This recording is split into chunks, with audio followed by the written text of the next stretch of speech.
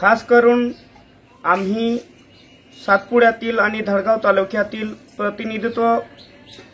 आणि एक समाज बांधव म्हणून पंढरपूर सोलापूर या ठेकेदार यांना एक आव्हान असेल आणि एक विनंती असेल की तुम्ही ज्या वेळेस आमच्या इथून ऊसतोडी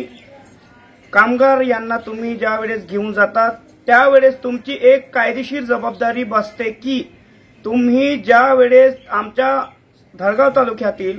गाव खेड्यापाड्यातील मजूर लोकांना घेऊन जातात ऊसतोडी कामासाठी त्यावेळेस आमच्या गावातील सरपंच असेल पोलीस पाटील असेल किंवा प्रतिष्ठित 5 लोक यांचा एक करार करा किंवा मग आमच्या तालुक्यातील लोकप्रतिनिधी आहे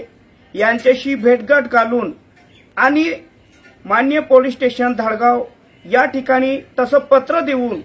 त्यांची जबाबदारी घेऊन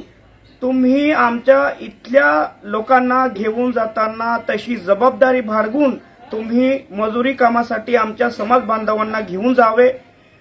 अथवा तुम्ही अशी जबाबदारी कोणतीही गैरमार्गाने घेऊन गेले आमच्या समाजातील लोकांना तर पुढील भविष्यामध्ये जो कोणी घेऊन जाईल बेकायदेशीररित्या त्याच्यावर आम्ही आमच्या समाज बांधवाच्या वतीने कायदेशीर कारवाई करू। त्यासाठी भविष्यामध्ये तसं कोणताही नुकसान होऊ नये या गोष्टीची काळजी घेऊन तुम्ही आमच्या इथल्या लोकांना ऊसतोडीसाठी किंवा इतर कामासाठी तुम्ही घेऊन जाताना पूर्णतः जबाबदारी पार पाडल्याशिवाय इथून आमच्या लोकांना हलवू नये याची तुम्ही काळजी घ्यावे। आणि तुम्ही ज्या वेळेस आमच्या लोकांना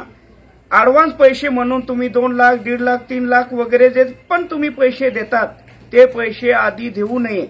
जोपर्यंत व्यवस्थितरित्या कायदेशीररित्या करार होत नाही तोपर्यंत कोणत्याही व्यक्तीला तुम्ही पैसे दिले तर ते पैसे तुम्हाला पुन्हा मागता येणार नाही याची तुम्ही देखील दक्षता घ्यावी। हा व्हिडिओ यासाठी बनवला जात आहे की दिवसेंदिवस आमच्या या समाजामध्ये आणि या सातपुडा धडगाव तालुक्यातील समाजांवर अन्याय होतोय हे कुठेतरी आम्हाला दिसून येते। त्यासाठी अशा काही घटना आहे ते घडू नये या गोष्टीची तुम्ही